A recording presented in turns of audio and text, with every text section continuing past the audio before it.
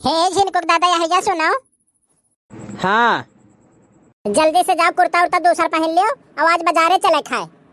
का करबू हो, बाजारे जाए काय? माल लाली लिपस्टिक खत्म हो गया भाई, और चलो खरीदवा दियो। ठीक बाय, लेकिन कलुआ झिनकुआ संघरिया चली है कि यही घर ही रही है? अरे वनहन के कौन चिंता है, चाहे ललकात बहनी के यहाँ छोड़ दिया और चाहे पुरबाहा बहनी के यहाँ छोड़ दिया, दोनों मिलन के। तो ये काम करो ना, हाँ बताओ। दोनों लड़कन का बाजारे लेके चली जाओ और हम पुरबाहा के यहाँ छोड़ दियो।